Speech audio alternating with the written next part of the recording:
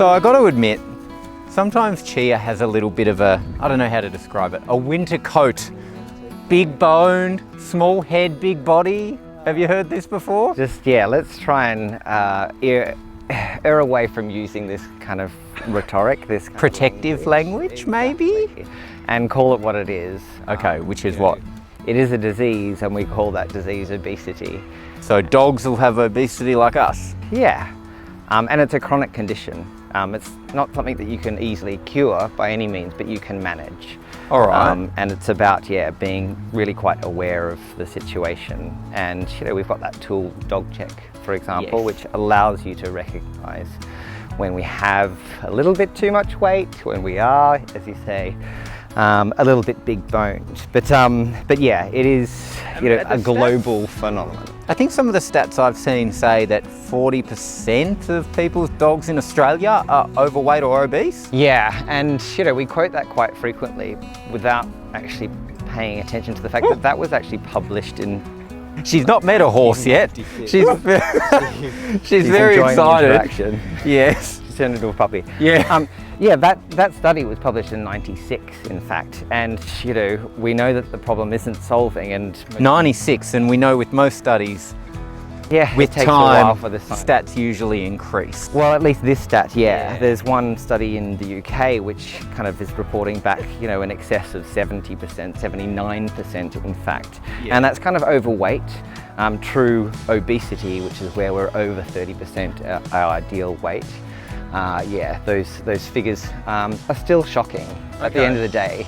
Generally, globally, you might say around about 50% of dogs and cats are carrying more weight than they should, which is a really shocking statistic because who's responsible for that?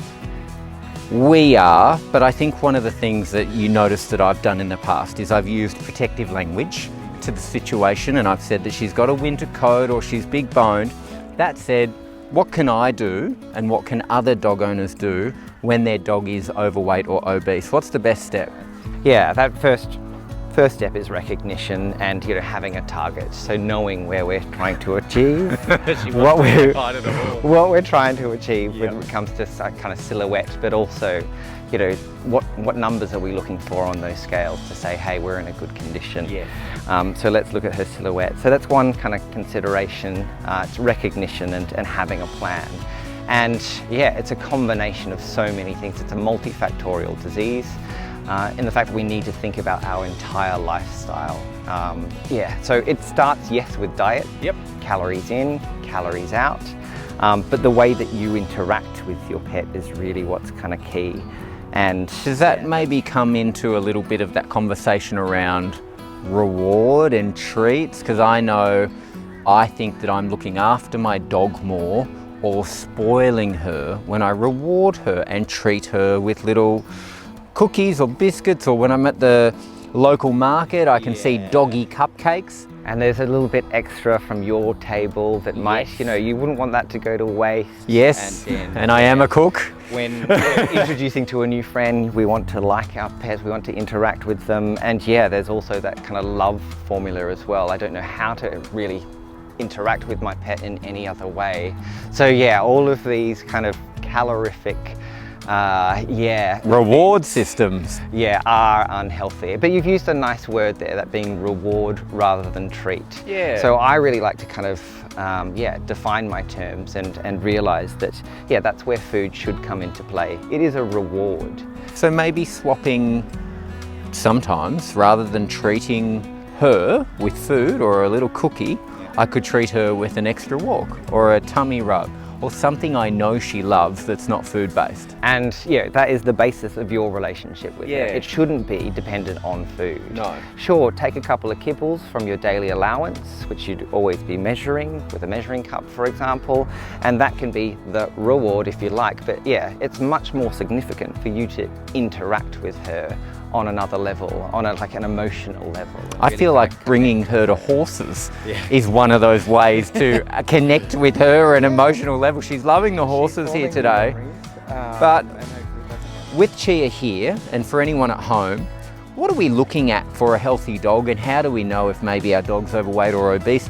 Is it the waist area like in humans? Do we, when we're holding a bit of extra weight. It's around our waist and we lose that kind of internal dip here. It's about kind of, yeah, marrying those numbers that we see on the weighing scales, and we don't all have dog weighing scales in our front rooms, and we're not that conscientious about even weighing ourselves. I'm sure you probably know as well.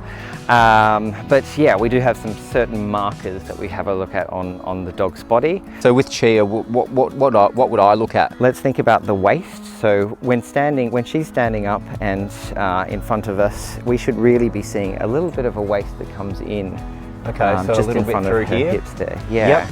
Absolutely. And if that was bulbous or round, then we're thinking the coffee table dog kind of mentality. Okay, as well. okay.